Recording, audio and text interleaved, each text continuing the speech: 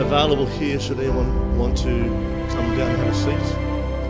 You're most welcome to come forward, especially if you are a little bit more aged and need to take a seat. Please come.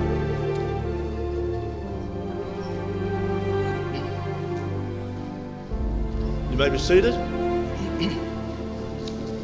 Well, I would like to welcome you and thank you for being here this morning. For everyone that's come along today and for those that are joining us online, we welcome you. Greg's passing has happened very, very quickly.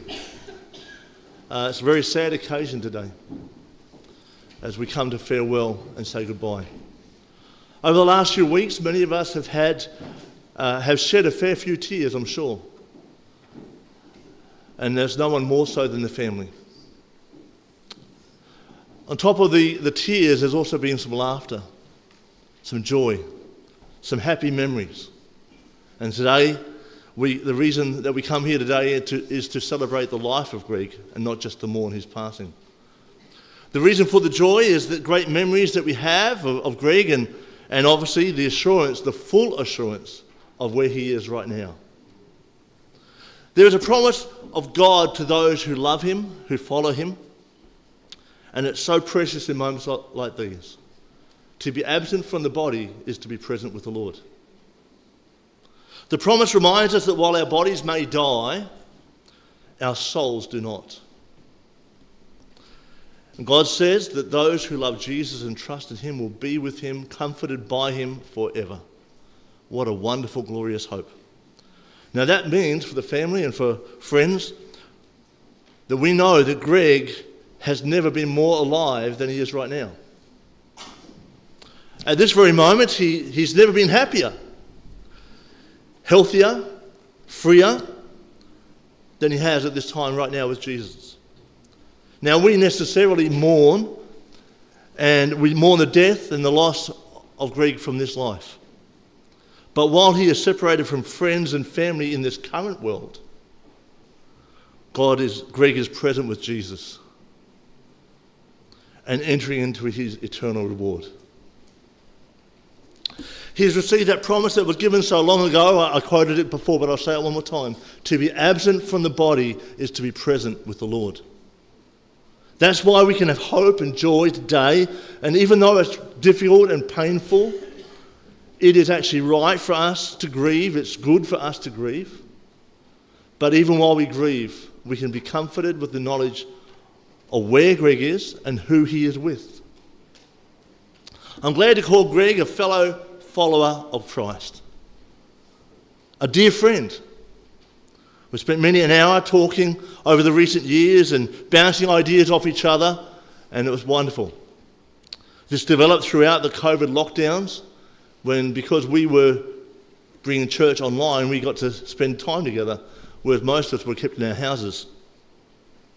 I had the opportunity and the joy to work closely with Greg as we brought Romaine Park into the digital world and bringing our services online, and we were able, with Greg's help, in fact, Greg was able with my help, to keep the church together. He was probably the main worker in that regard.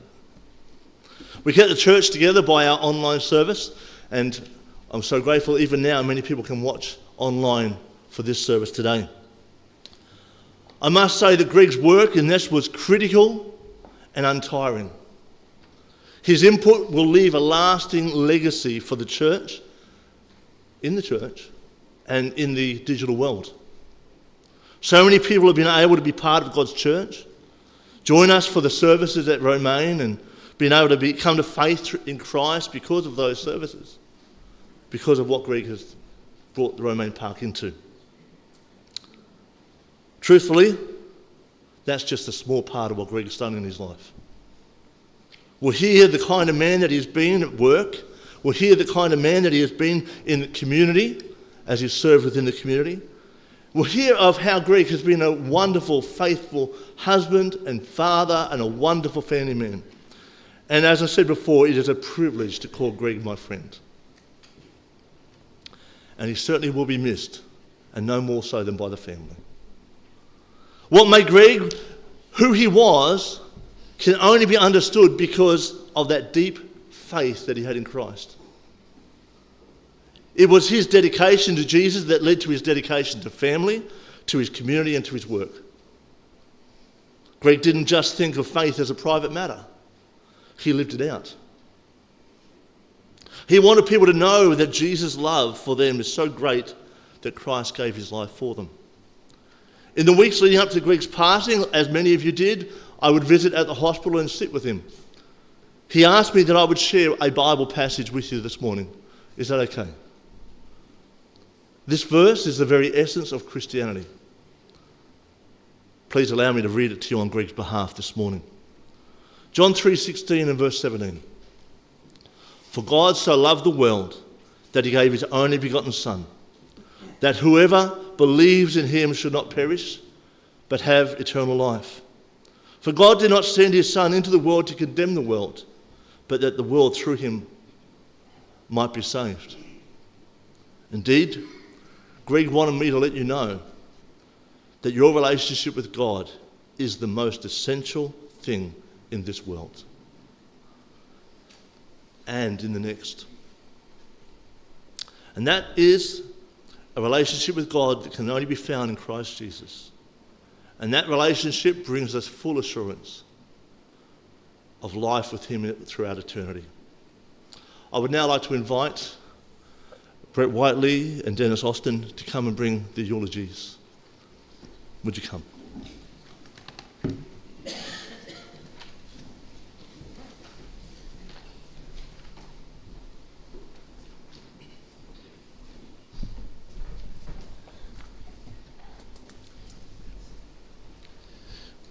Thank you, Nick. And firstly, can I just say what a powerful public display of friendship and respect that we just saw with that guard of honour.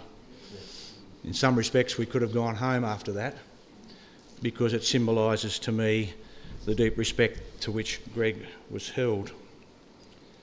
You know, it's said that your cousins are your first friends in life. There's a few of those here today. Well, for me, that's true. But immediately after those cousins came this little bloke from up the road. Greg White was one of my first friends, and I've got the scar to prove it.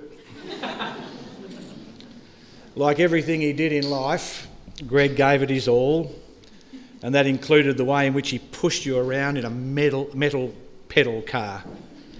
Pushing like he drove in his late teens, I ended up in a pile-up at the corner of the garden and the fish pond, deep cut to my leg, and a trip to the ED for 7 stitches. Starting at this point, Greg and I travelled different but parallel lives. And you know, I calculated it the other night, for over 82.5% of our lives we lived, we played, we served, we laughed, and we worshipped in the same orbit. Carman, Emma, Casey and Hayley, I want to thank you for the opportunity to give this brief account of Greg's life. To you all, to you Mrs. White, to Diane, to Leon, to your partners, and to the wider family, we extend our love and acknowledge this morning the deep sense of loss that you are experiencing.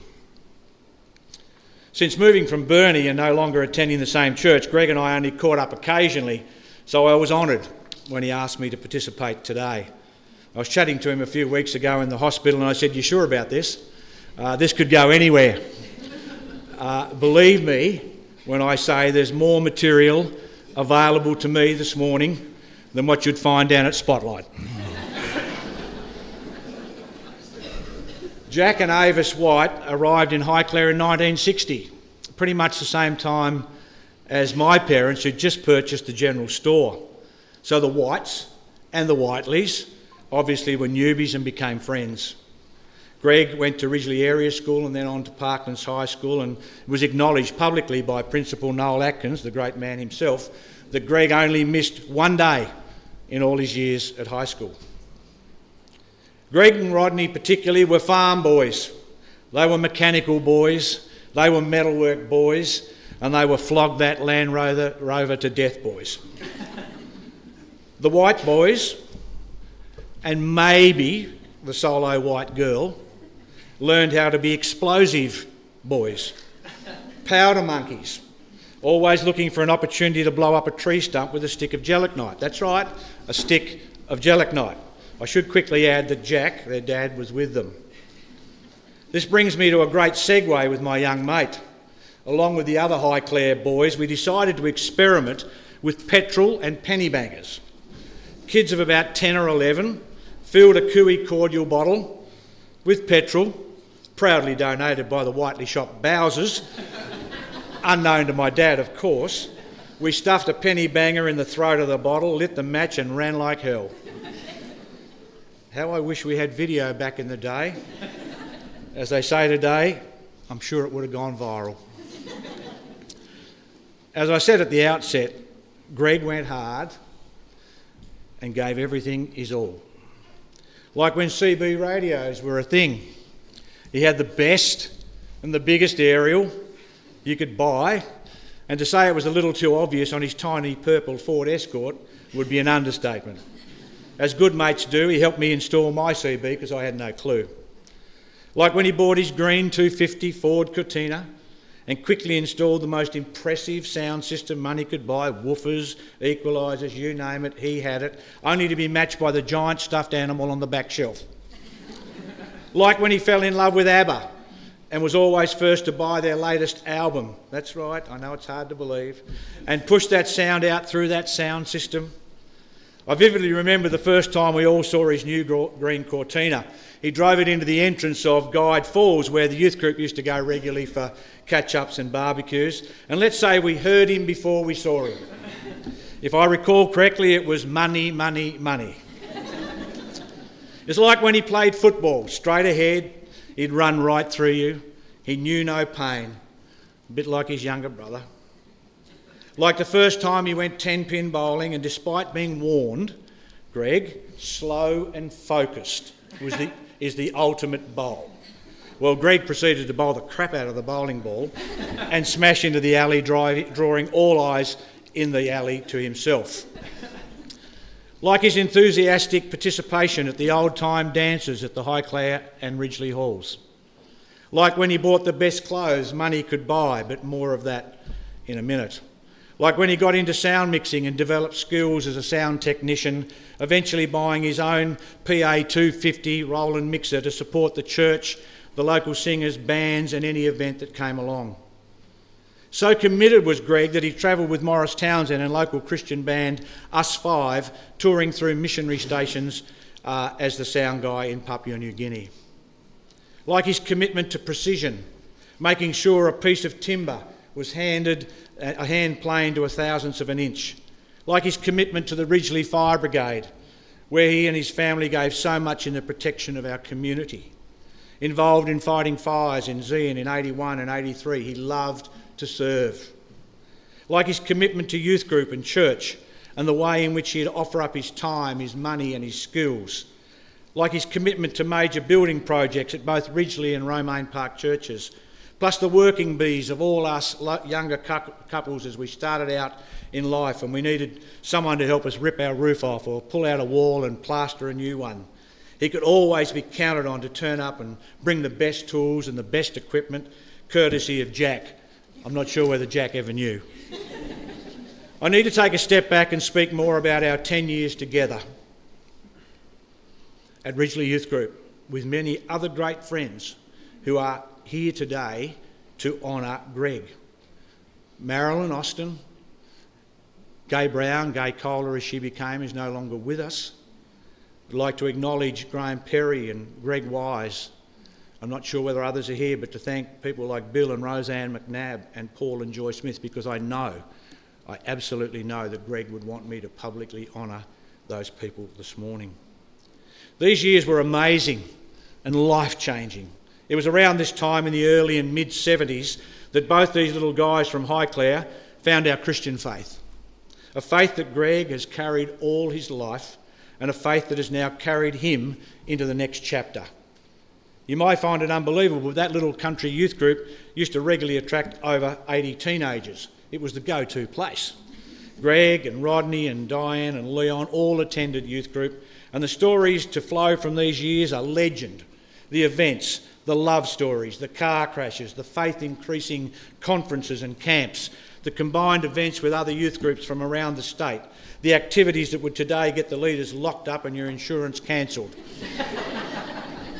The hooning, the after-youth group drive to Greasy Joe's fish and chip shops in big downtown Burnie. The church services, the attempts by Greg and I to change the church services.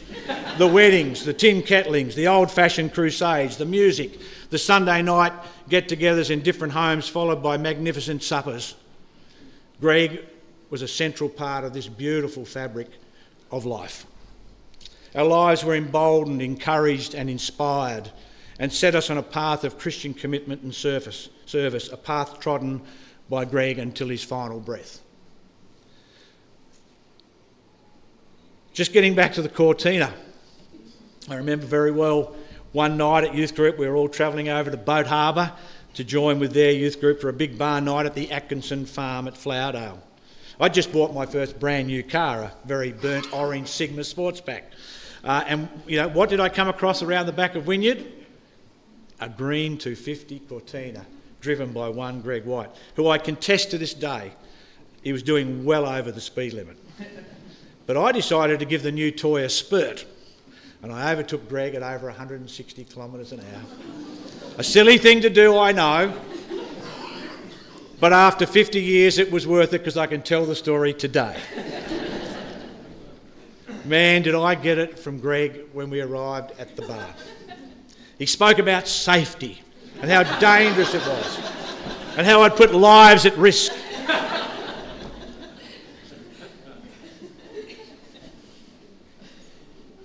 For the next 10 years, I told him he was just embarrassed that I went past him. It was around this time I started a journey of travelling to Launceston every fortnight to join the Riverside Youth Group. Some are here today. I was searching out new friends, or let's be honest, searching out new female talent. I made the mistake of telling Greg that the paddock up there was much bigger. It was much bigger. He quickly and enthusiastically followed. We enjoyed many years of making new friends and growing in our faith as we shared great times and great memories. You know, Greg's commitment to the youth group and to the Ridgeley Bible Chapel and, of course, in later years, Romaine Park Christian Centre was genuine.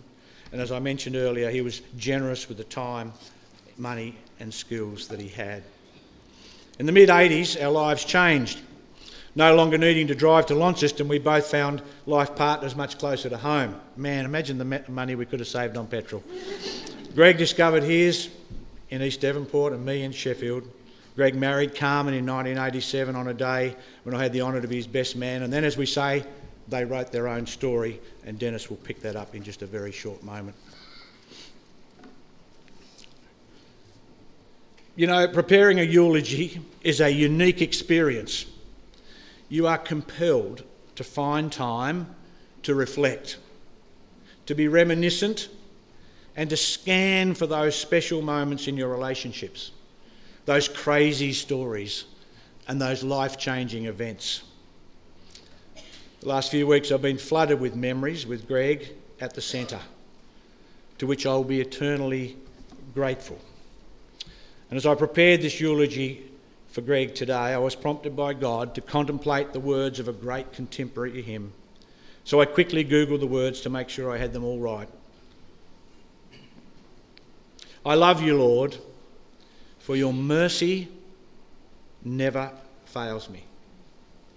All my days I've been held in your hands. From the moment that I wake up until I lay my head, oh, I will sing of the goodness of God. And all my life you've been faithful, and all my life you've been so, so good. With every breath that I am able, oh, I will sing of the goodness of God. Greg was a good, faithful servant, a loyal, trusted husband and father, loved son, brother, dedicated and skilled worker, and an enriching friend. When I heard the news of Greg's illness and then his prognosis, it was confronting. And as the reality set in, it became sadly obvious that, metaphorically speaking, life and death are in fact next door neighbours.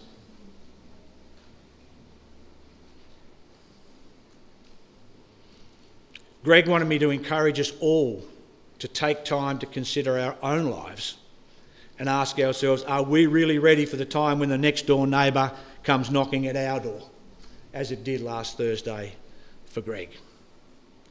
He wanted me to tell you of his deep belief that God loves us all, gave his son Jesus to offer us an opportunity to get right with him, and that heaven will be a reality for him, and he wants that eventual reality for all of us. Greg, we will meet again, but I am so thankful that you're not taking your banjo to heaven. Having said that, I'm sure heaven can always use a top-notch sound man. I thank God for that crazy little guy from Highclere who left me with a scar. Now a reminder of his presence in my life and the journey we travelled together.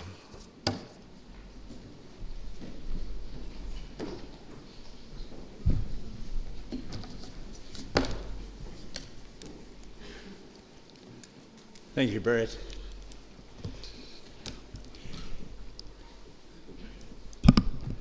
A 50-year friendship has come to an end, and today we salute and honour the life and the memory of Gregory Allen White. What you saw with Greg was what you got. He was contented and he lived life simply without great expectations. He lived a full and happy life, which we celebrate today. Today we offer our condolences not only to Greg's immediate family, to Greg's dear mum Ava down here, his sister Diane, brother-in-law Daryl, brother Leon, and it's fitting to acknowledge Greg's brother Rodney, who passed away only 5 months ago, and Rodney's wife Joanne here today. This really is a sad time in the extended White family's journey. To Carman, Emma, Sam, Casey, Hayley and Greg, we understand that this is one of life's extreme disappointments, to be here today like this, almost unexpectedly farewelling dear Greg. When Christmas came, we would never have dreamed we'd be here today. If there's one word to sum Greg up, apart from stubborn, it would be loyal. Greg was a man serious by nature, but also one who you could picture that cheeky grin when he was amused. You can picture it now. Speaking of stubborn, it seems he had one of the wider White family traits, and it's certainly not shared by brother Leon and sister Diane, I'm sure. Greg always stuck to his guns. He was almost immovable when he made up his mind. Is that right? Greg was so faithful, and when he took on a role, he did it well. In the Somerset Rotary Club, he took on the role of club sergeant last year, and each week he would prepare a range of humorous and clever finds to put on the club members, which was a means of raising club funds. And did he do his research well? It was almost scientific research. Rotary was particularly good for Greg, and he was good for Rotary, and it gave him an extra interest in life. He was well respected and valued. And my earlier memories of Greg were when he was around 21 and he was on the hunt for a piece of feminine virtue. At my stage of life, we don't have to be politically correct. He would go to places like the Burnie Show, Sydney or Melbourne Show, and shower an intending possible filly with a prize from the Laughing Clowns or dart throwing. To impress the young ladies, it was not uncommon for him to spend serious dollars to win a gigantic prize soft toy bear, and we would chuckle that it would have been cheaper just to go and buy that bear. He would have invested $200 to $300 in today's values, such was his strong mating desire. He was a character in the single days, and it was always fun to see him dressed in the finest of clothes and open his wallet to impress all and sundry with a huge stash of $50 and $100 notes. Once he got married, I never saw that wallet get opened again. Back then, he was a fashion guru, dressed in the finest clothes from Routley's Menswear in Launceston. He was a dapper sight, and Carmy thought he was a good catch. We fondly recall when he came across this delicate, sweet, young, blonde-haired Princess Carman Gregory from Devonport in January 1985, and he was smitten. He was gone for all money. My actual notes, and I dug them out from Peg, as we called him, then said, and I quote, he thought she was a spunky little Sheila and he was attracted by her legs in shorts and gym boots. That is the truth.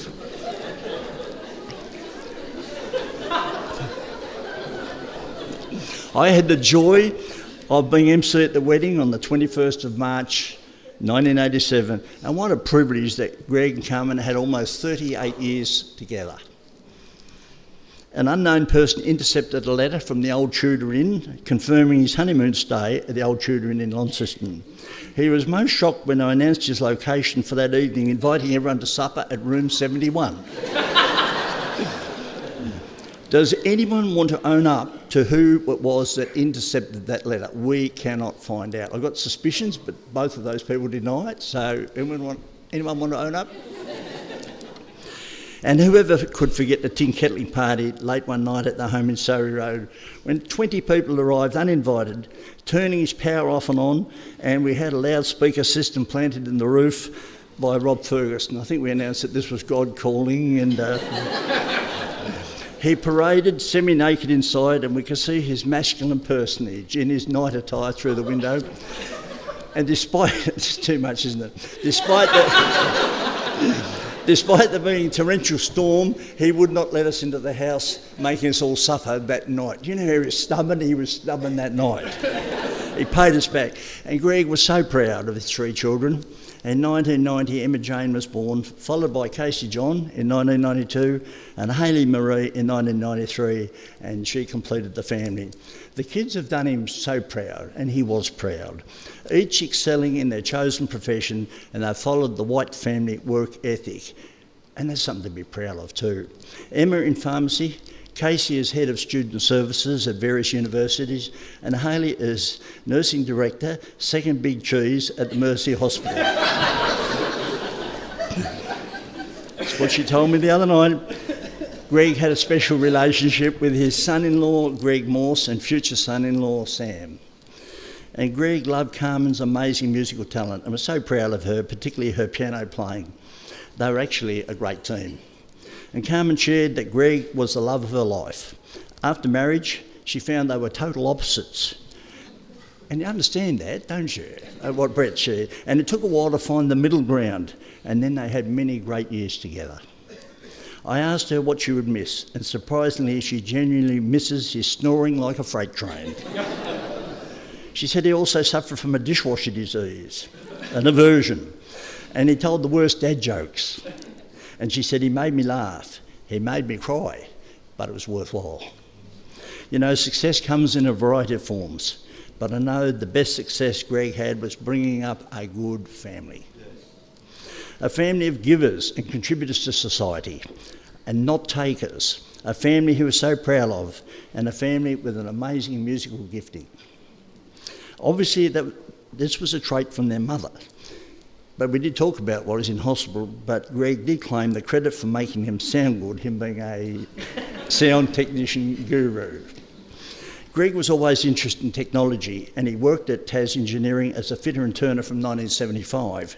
He was later allocated to run the new state-of-the-art computer lathe when computers were new in engineering. Didn't he love that job and the influence that came with it? He protected his knowledge, he guarded it very closely, and he sought to make himself irreplaceable. And it worked. One could still see that grin on his face when it was mentioned what he was doing. That grin, I think, was a hallmark of how Greg functioned. He was promoted to project manager, estimated around 2002. He obtained an advanced diploma in mechanical engineering, and he stayed in that role until 2005, a total of 30 years. He became a part-time teacher of engineering at TAFE from 2007 to 2011. In February 2005, Greg commenced at Caterpillar as a design engineer, and interestingly, the day he passed away marked his 20th year of service anniversary. What a great effort. He was very skilled and highly regarded for his project work. That's a total of 50 years service to 2 employers, and that shows his loyalty and commitment. Here are a few thoughts from his work colleagues at Caterpillar, Scott Jackson and Don Emmerton. Scott, who is the systems manager, commented that on his return from Thailand, Greg was in the most fulfilling part of his journey.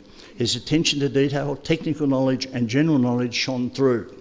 Greg excelled in making new staff welcome, and he took it upon himself to onboard them. He was passionate about developing people. His boss, Don, shared his thoughts, summarising Greg's work life as him being loyal, committed, passionate, trustworthy, and a true friend and a gentleman to all his workmates, and they say he will be surely missed. You see, Greg was known for caring, and he was a respected and admired leader. And his strengths were in futuristics and relationships. His attention to detail, technical knowledge and general knowledge shone through. What a man, happy, professional, courteous, thoughtful and supportive. To his brother, Leon, we acknowledge your deep loss of a workmate, a friend and a brother. To his workmates at Caterpillar, we acknowledge your loss and sadness.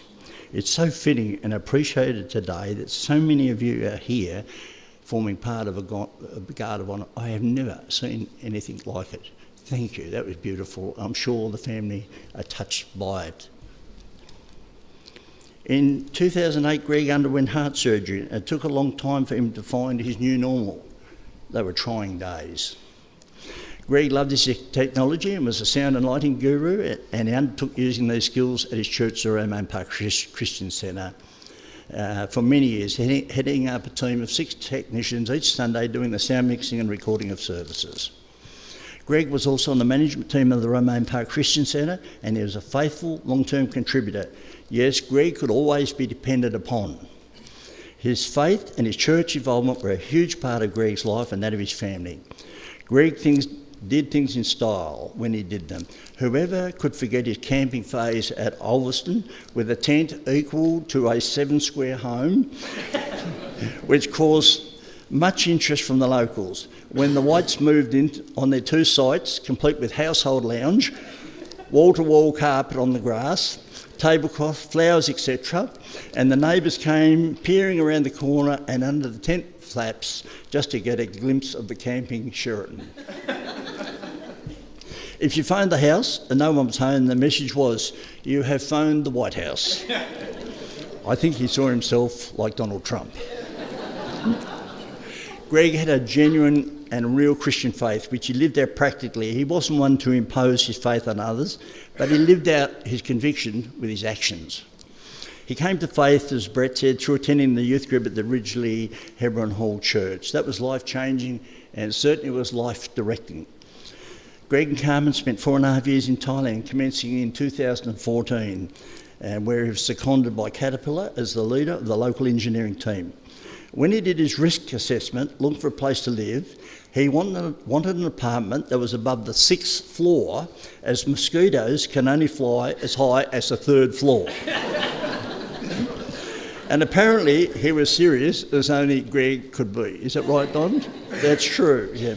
Marilyn and I caught up with Greg and Carman in Thailand on 4 occasions in this time, and it was a defining time in their lives. They had their own personal driver, an elaborate condominium, and they had the opportunity to live a completely different life and do a variety of overseas trips in Thailand. You remember that well, don't you, Carman? To give an indication of the esteem Greg was held in Thailand, a text came into Leon from Sumaid Chumkuan saying, "I love him like a father. I learnt a lot from him when I first started in Caterpillar in 2014. And I understand that so many in Thailand viewed him as a father. He was greatly loved." This time in Thailand was marred by Carmi having breast cancer, and Greg was the most supportive and caring husband during her long journey.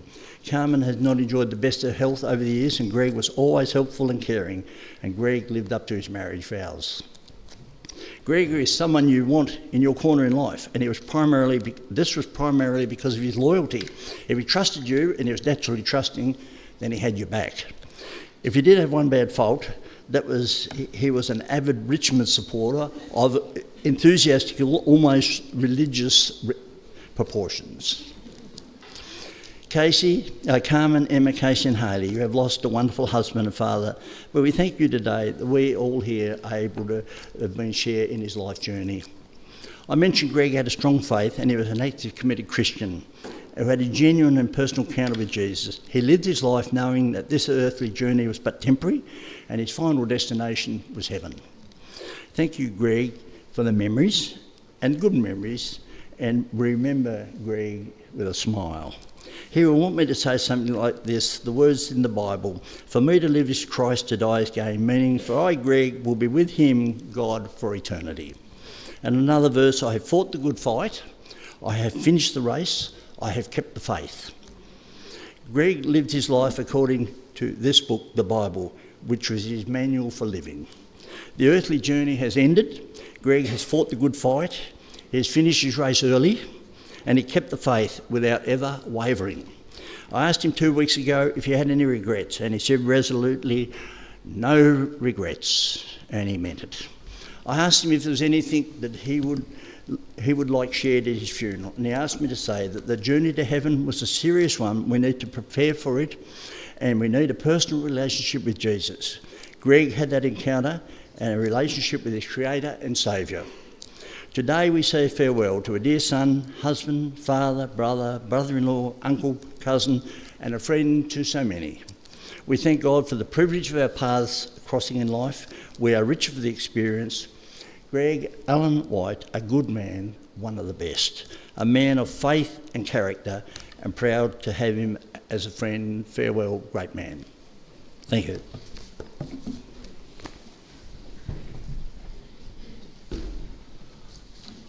Carman would like to lead us in a hymn. Last you all to stand. The words will be perhaps on the screen, but they are in the order of service. "When I survey the wondrous cross."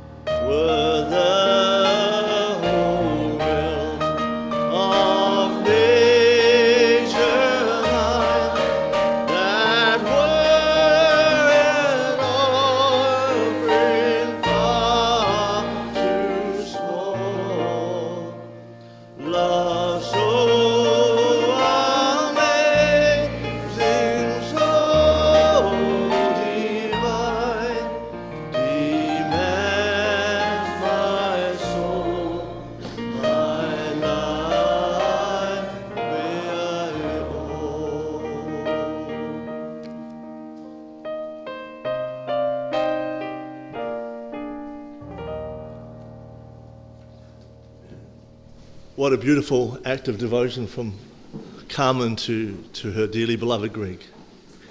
May be seated. I'd love to invite the family, to Emma, Casey and Hayley, to come and share around the tributes and their memories of their father.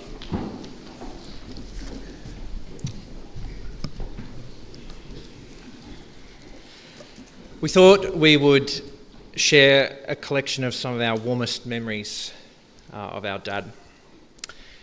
Dad used every possible moment he could as a teachable moment, and he used to say to us all, "Prevention is better than cure."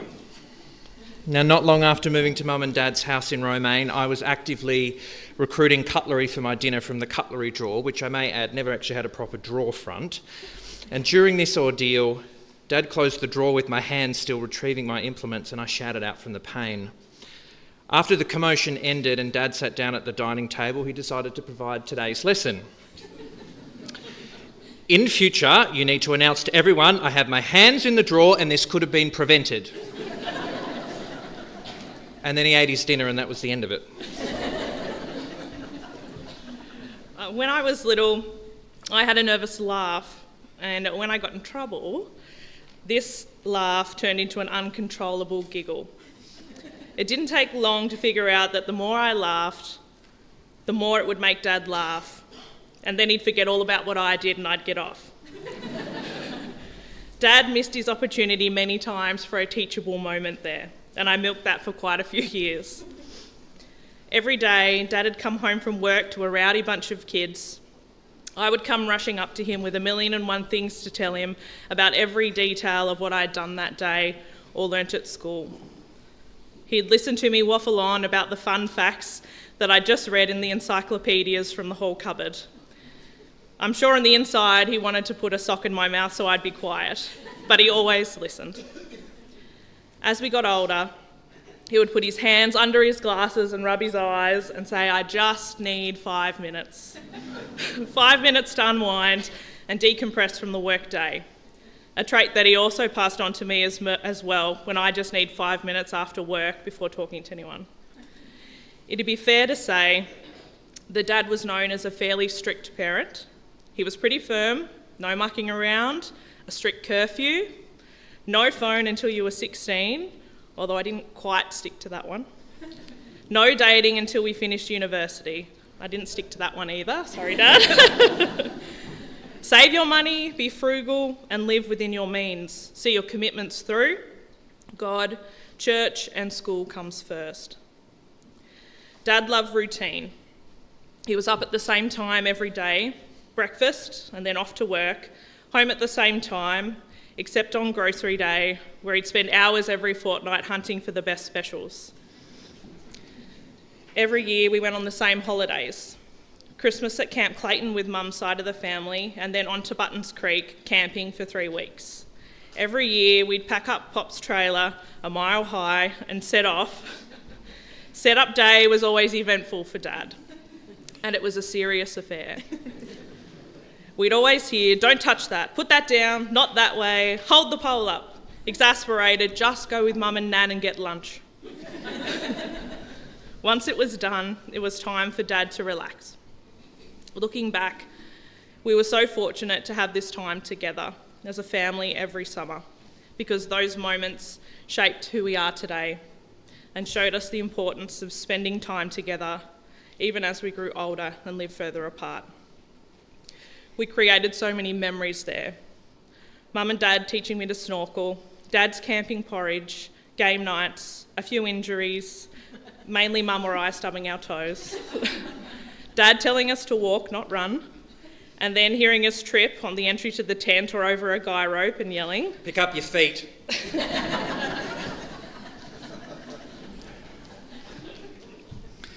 Dad would also hold deep concern for the noise we would make talking at night, and making sure that the neighbours wouldn't hear, often claiming, "Shush, the neighbours will hear you."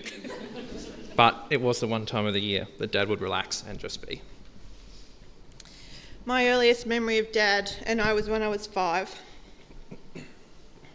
And we would go to Shelley's Cafe in the old Kmart Plaza. When Dad worked at the Tas Engineering Company in Somerset, at that point he would knock off early on a Friday afternoon, and together we would go into town and pay the bills and go to the bank. And before we went home, we would go to Shelley's and have a frozen Coke, just the two of us.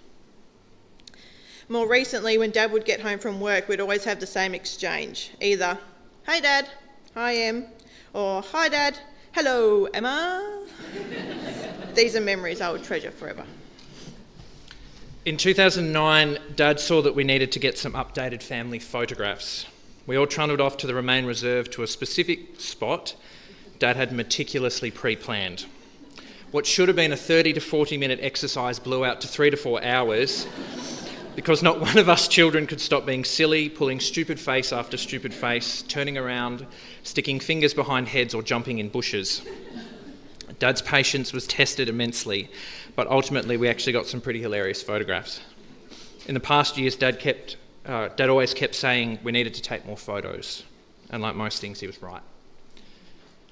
In 2017, Dad, Mum and I took a trip to Dubai, and during the booking of the trip, Dad said he'd made a bid to upgrade us from cattle class to business, but ultimately didn't win.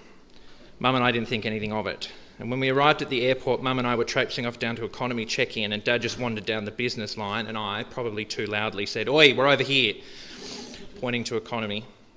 Turns out he'd won the upgrade anyway. Mum was so excited to be in business class that she put everything she could get her hands on into a handbag in the plane.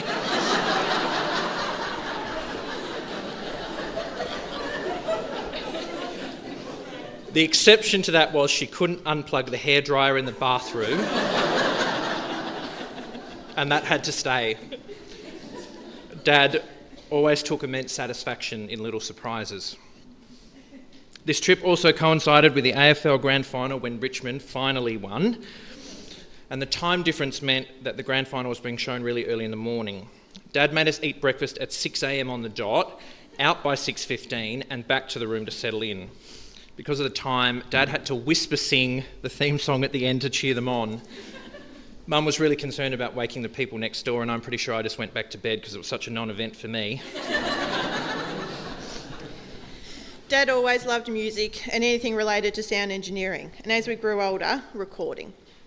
He had a fondness for Johnny Cash, the Heavenly Bagpipes, ABBA, the Carpenters, Eva Cassidy, Turkey in the Straw, and loved hymns. Before Dad met Mum, he had never seen a musical, and after that, he was hooked. Dad loved the Phantom of the Opera and had always wanted to see it in person.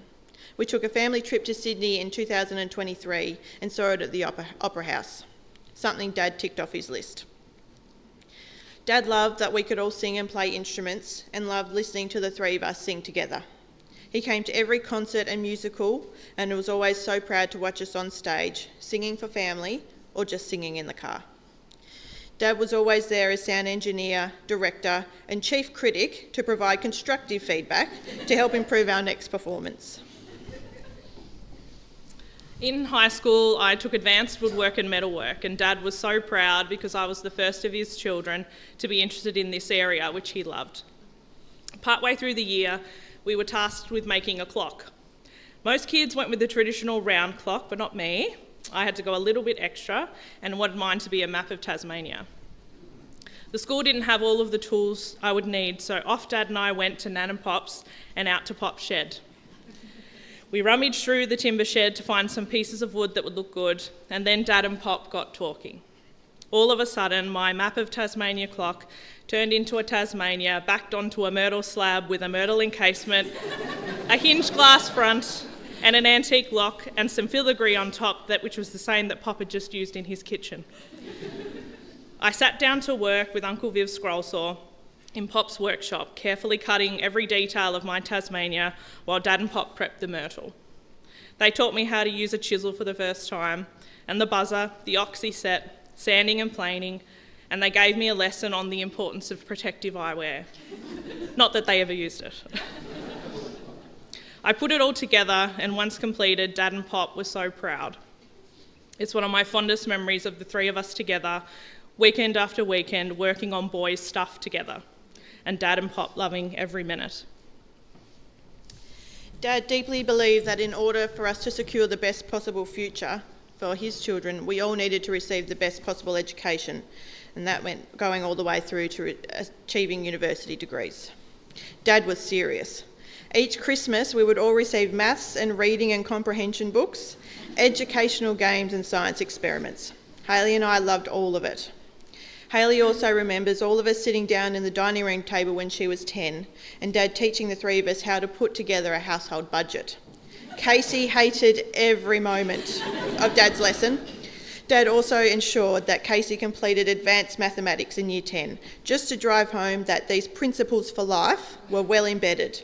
However, all he can remember from any maths in high school is how to calculate the area of a triangle.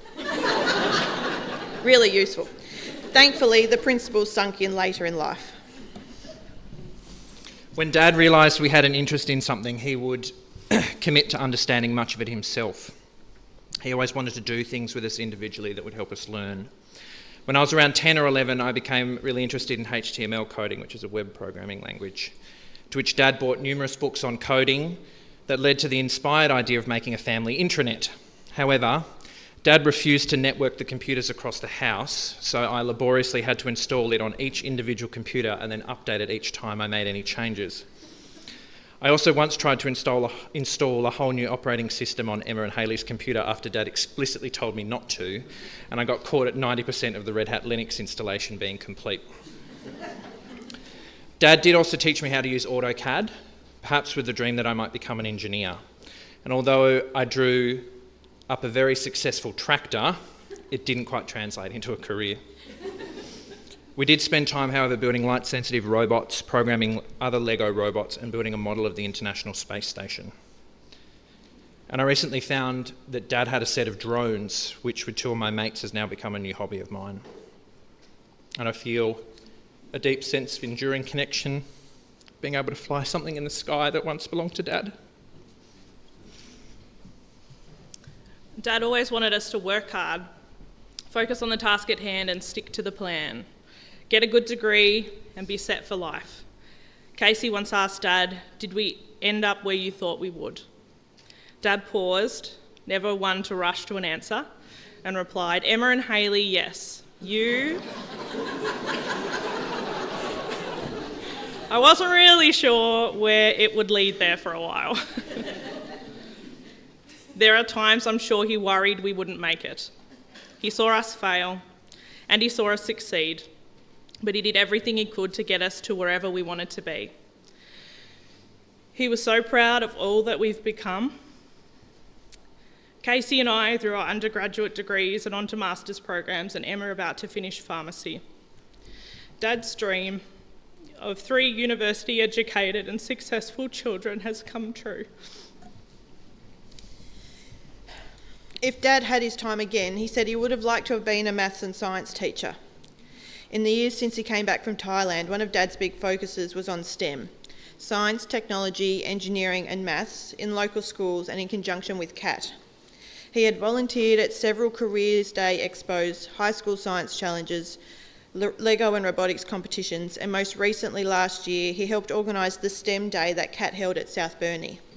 He was also immensely proud that CAT were able to sponsor Leyland Christian School for a global Lego robotics competition.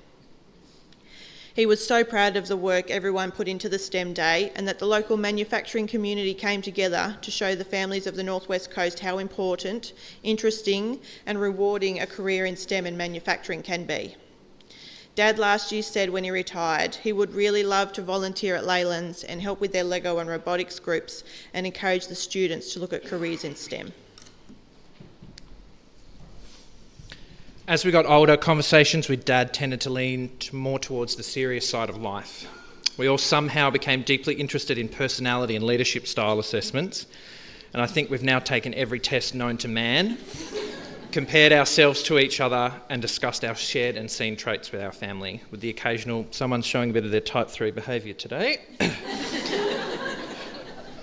Dad would also receive emails from the HR department at work and thought that they would be great for the three of us to read and learn from.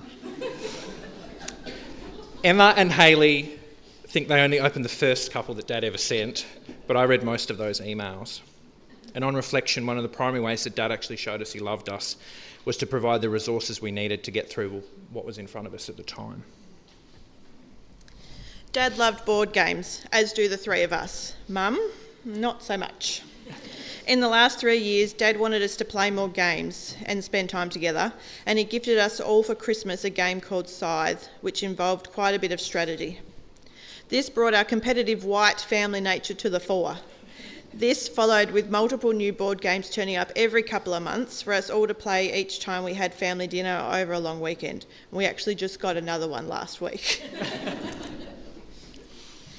And one of the most treasured things with my dad was the depth of discussion that grew as I got older, covering everything from how to deal with complicated stuff, the meaning of particular passages in the Bible, how do I fix this thing that I broke, and to one of our favourite topics, politics.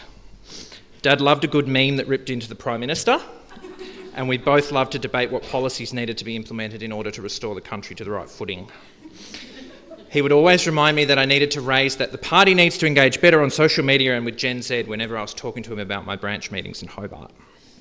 And one of the final laughs we had was when Hayley managed to convince us all that she'd been a Greens voter her whole life. To which Dad screwed up his face and then finally relaxed when we told him it was a joke.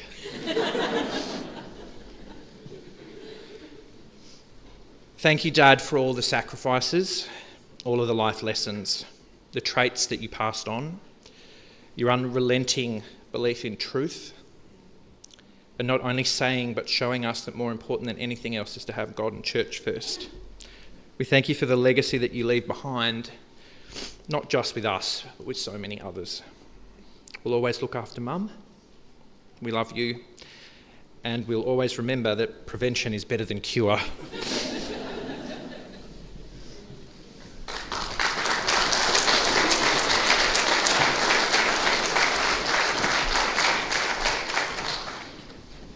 Well, please allow me to ask Casey to come back up to read us the Bible reading from Ecclesiastes 3.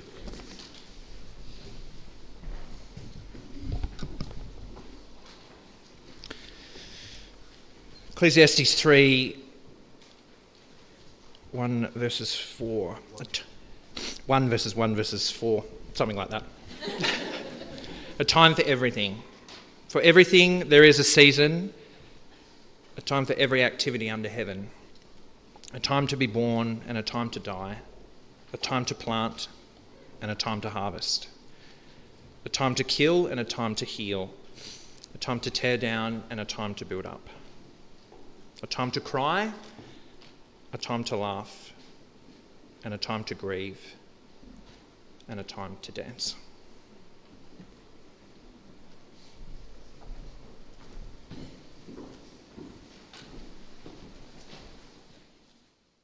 Oh, we're from Tigerland, a fighting fury, we're from Tigerland. In any weather you will see us with a grin, risking head and shin. If we're behind, then never mind, we'll fight and win. For we're from Tigerland, we never weaken till the final siren's gone. Like the tiger of old, we're strong and we're bold. For we're from Tiger, yellow and black. For we're from Tigerland.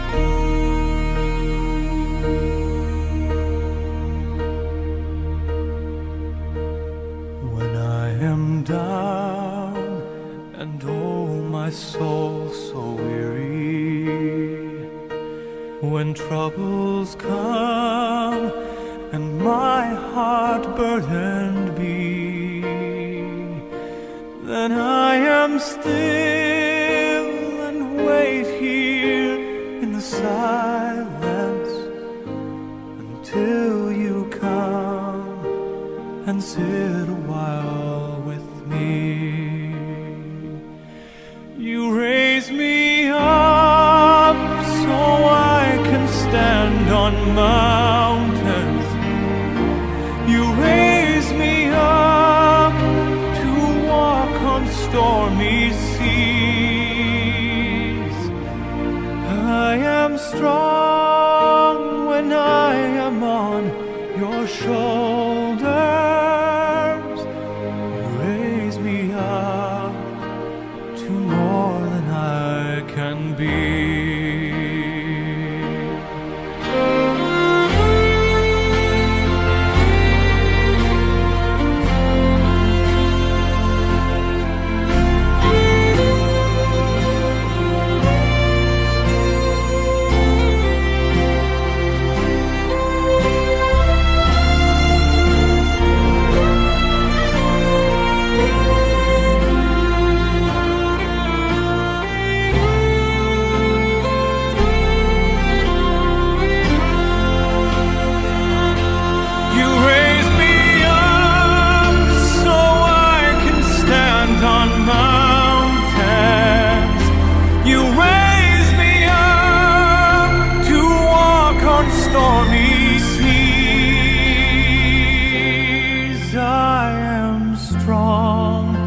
When I am on your shoulders, you raise me up to more than I can be.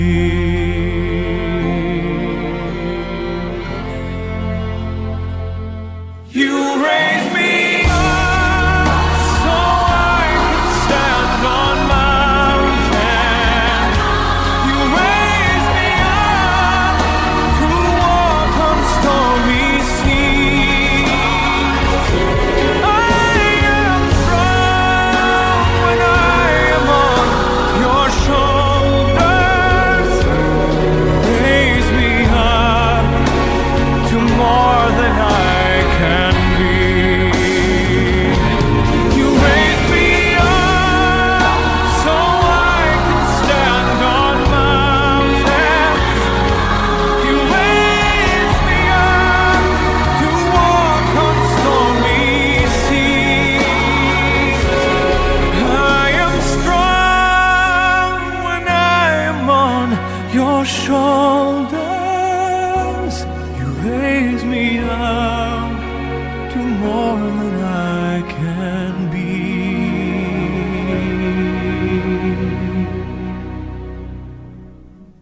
You raise me up to more than I can be.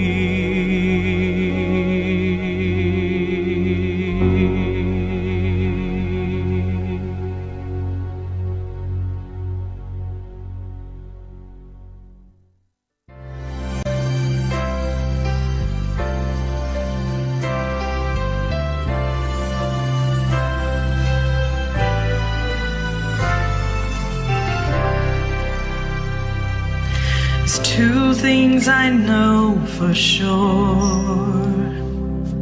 He was sent here from heaven, and I'm Daddy's little girl. As I drop to my knees by your bed at night, he talks to Jesus, and I close my eyes, and I thank God for all of the joy in my life.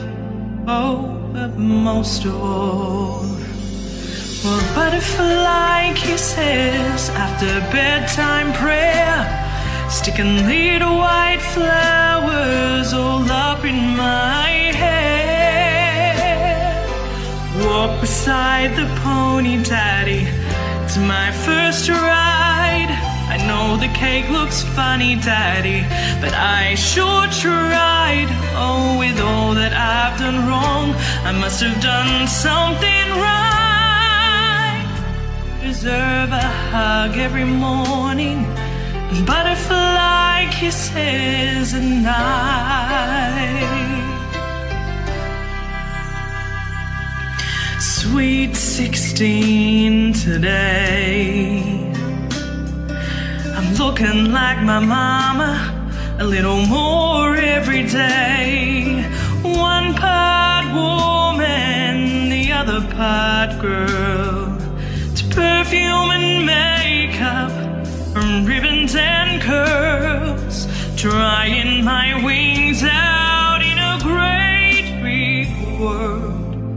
But I remember butterfly kisses, the bedtime prayer, sticking little white flowers all up in my hair.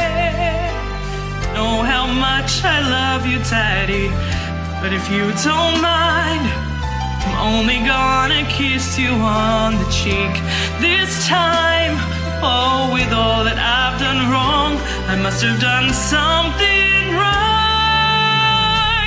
to deserve your love every morning, butterfly kisses at night. All the precious time,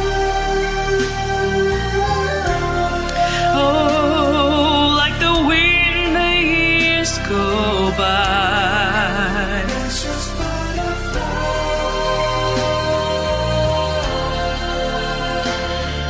Spread your wings and fly. I'll change my name today. I'll make a promise and you'll give me away. Standing in the bride room, just staring at him, I ask him what he's thinking, and he said, I'm not sure, I just feel like I'm losing my baby girl. I leaned over and gave him butterfly kisses with my mama there, sticking little white flowers all up in my hair. Walk me down the aisle, Daddy, it's just about time. Does my wedding gown look pretty, Daddy? But Daddy, don't cry. Oh, with all that I've done wrong, I must have done something right to deserve your love every morning. Butterfly kisses, I couldn't ask God for more. Man, this is what love is. I know I've gotta let you go, but I'll always remember every hug in the morning, butterfly kisses.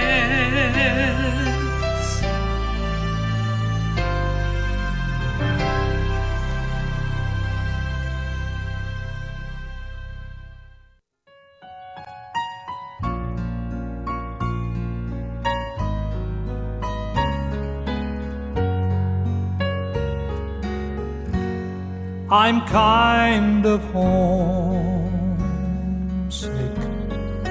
for a country to which I've never been before. No sad goodbyes will there be spoken, for time won't matter anymore. Beulah land, I'm longing for you, and someday on thee I'll stand. There my home shall be eternal. Beulah land.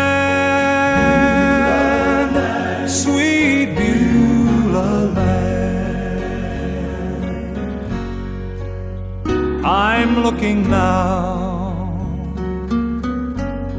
across the river, where my faith is gonna end in sight.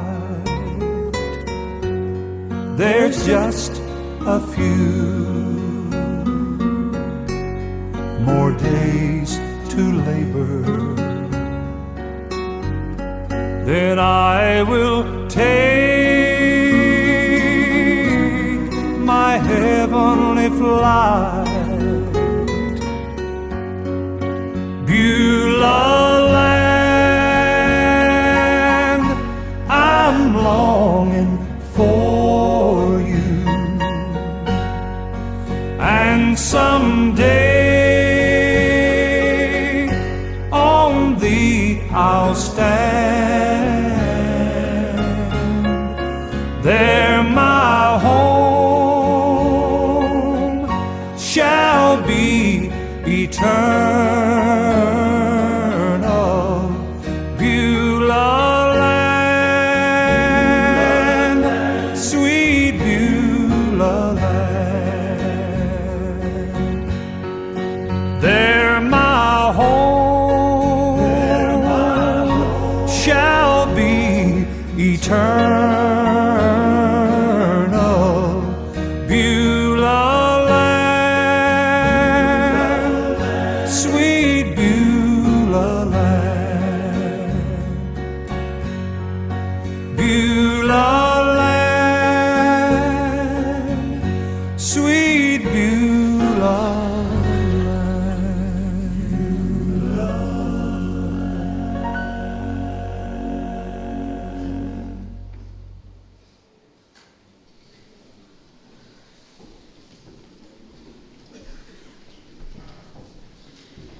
It's been so wonderful to hear the tributes from the children, Greg's children.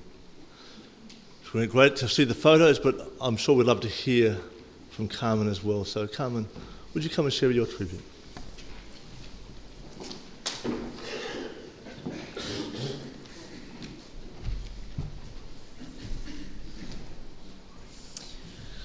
Wow.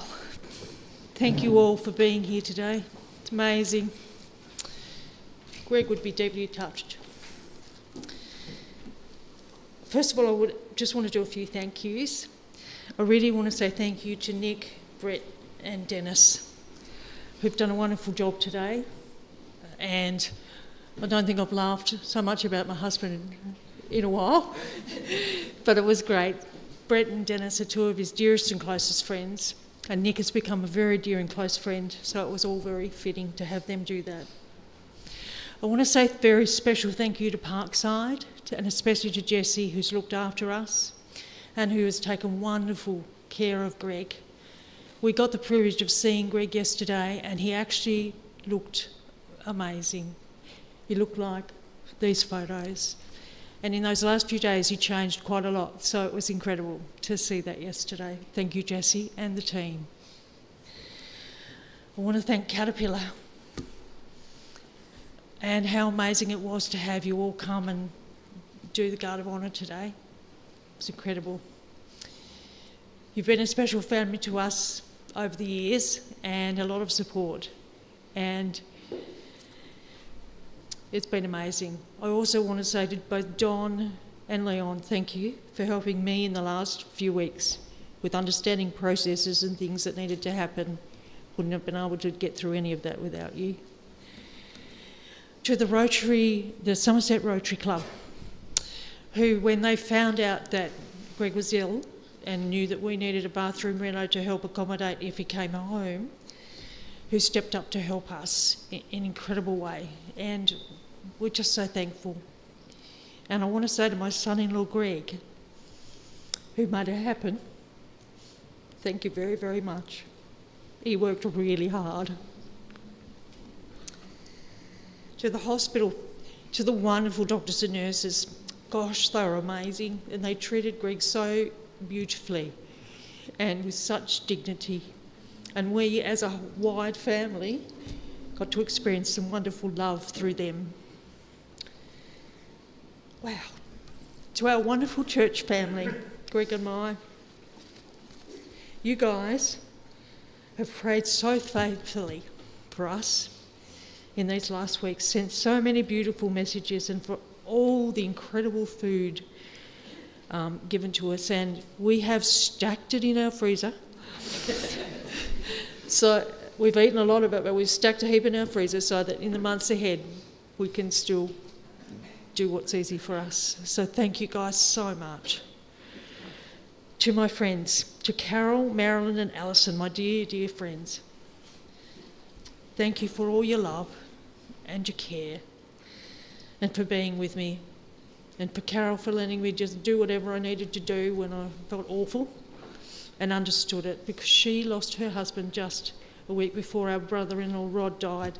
So we were here and I was reading her husband's eulogy at that time. She's been amazing.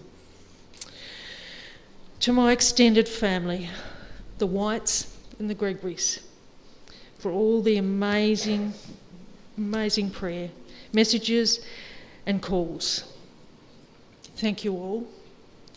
I really want to say a very special thank you to Di, Mum White, Leon, Joe, Mum and Dad Gregory, Chris and Melissa, Cindy and Phil, as you all worked so tightly with us because you were around and were able to. We are so thankful and so grateful, and we will never forget it. And it was an incredible time to share. It was beautiful. Emma, Sam, Casey, Harley and Greg. To have walked this journey with you has actually been quite an amazing privilege, even though it comes with a great deal of heartache. And Dad, he loved you so, so much, all of you. He was so proud of you all. And to watch how you loved him and cared for him, for me, was amazing, as your mum. And I'm so proud of you all. I love you so much. Okay. Just before I go on, because I'd forgotten to put this in, I just wanted to explain something about that beautiful arrangement. Greg and I were 1 month shy of celebrating our 38th wedding anniversary. So I asked if we could have 38 roses put in that today, because roses were his favourite flowers. So that's why there's 38 of them on there. A couple of funny stories. The first time Greg turned up at the Gregory household for tea, he arrived dressed to impress. Now, Greg had phases of things, and impressive suits was one of them. He arrived wearing his 3-piece navy blue suit, pink shirt, pink and grey tie and grey boots. Now, you probably noticed he actually, in the photos, he likes pink. Now, we weren't used to having someone turn up dressed quite like that, and 2 of my brothers, who shall remain nameless, were hiding in the pantry cracking up at this guy who'd turned up looking like he was going off to some really fancy dinner. Greg was so nervous after, and at the end of eating dinner with us, he proceeded to say to us, "Well, thank you for the fun, food and fellowship." And it was all we could all do not to burst out laughing, and we were holding cheeks pretty tightly because it was just a bit much.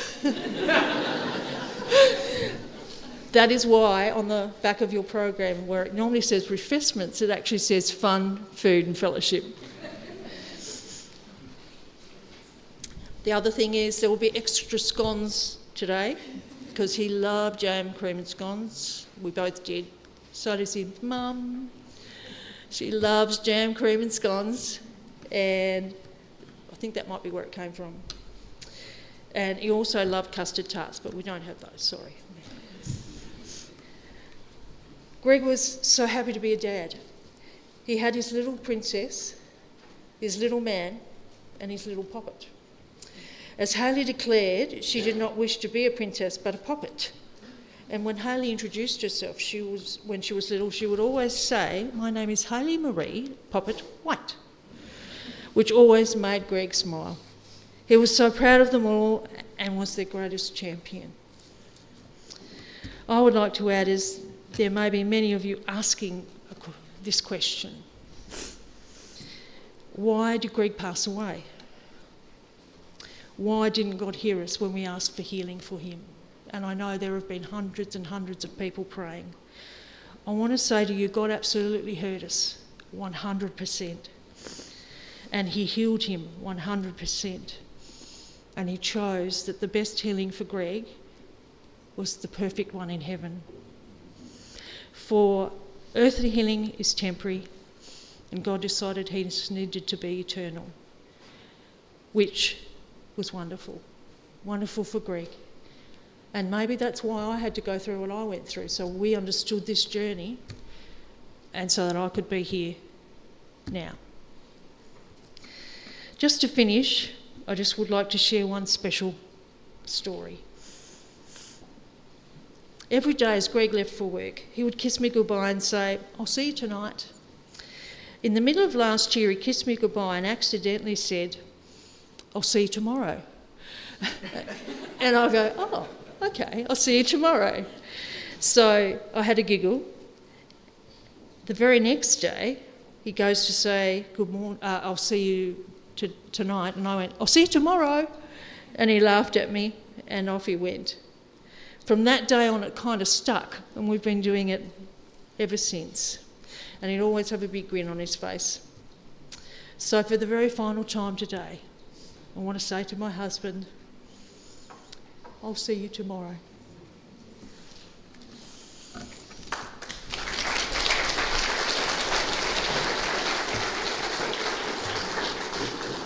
Thank you, Carman. Thank you, family. I'd like to finish with one final scripture. 1 Corinthians 15, verse 50 through 57. "Now this I say, brethren, that flesh and blood cannot inherit the kingdom of God, nor does corruption inherit incorruption. Behold, I tell you a mystery. We shall not all sleep, but we shall all be changed.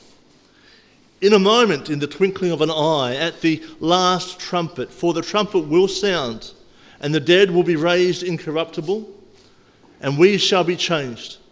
For this corruption must put on incorruption, and this mortal must put on immortality. So when this corruptible has put on incorruption, and the mortal has put on immortality, then shall be brought to pass the saying that is written, death is swallowed up in victory. O death, where is your sting? O Hades, where is your victory? The sting of death is sin, and the strength of sin is the law. But thanks be to God who gives us the victory through Christ Jesus our Lord." Let's all be upstanding. We will now proceed to the graveside. There are some of you that may not be able to make that little walk. You are welcome to stay behind here. There will be refreshments served after the graveside. I want to let you know that the coffin will not be going down, will not be descending while Carman remains. Once Carman leaves, some people will stay behind to watch the farewell for the coffin to descend. But you are most welcome. They would love to invite you to all stay around for refreshments, or as you put it, food, fun and fellowship. So let's invite the pallbearers to come forward. I remember when I was a lad, times were hard and things were bad, but there's a silver lining behind every cloud. Just poor people, that's all we were, trying to make a living out of black land dirt. But we'd get together in a family circle singing loud. Daddy sang bass, Mama sang tenor, Me and little brother would join right in there. singing seems to help a troubled soul. One of these days, and it won't be long, I'll rejoin them in a song. I'm gonna join the family circle at the throne. No, the circle won't be broken by and by, Lord, by and by. Daddy'll sing bass, Mama sang tenor, Me and little brother would join right in there. in the sky, Lord, in the sky.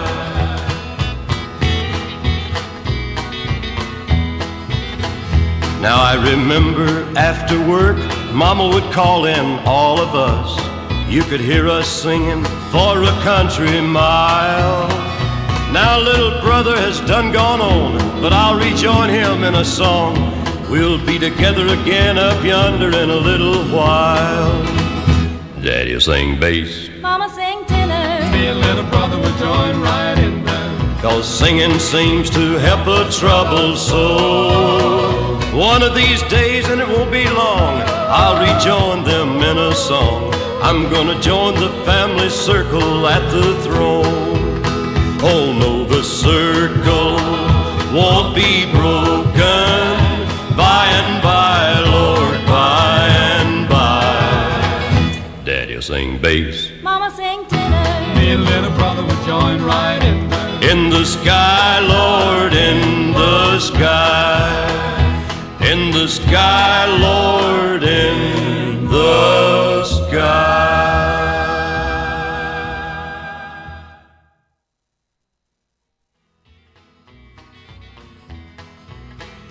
I remember when I was a lad, times were hard and things were bad, but there's a silver lining behind every cloud.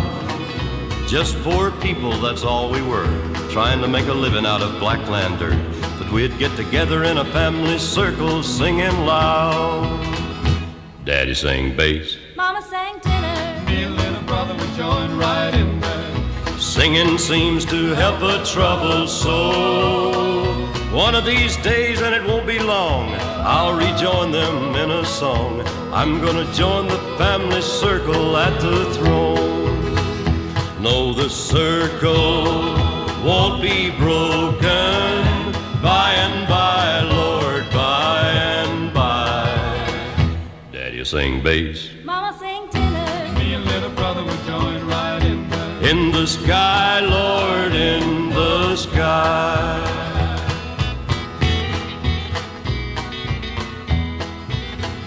Now I remember after work, Mama would call in all of us.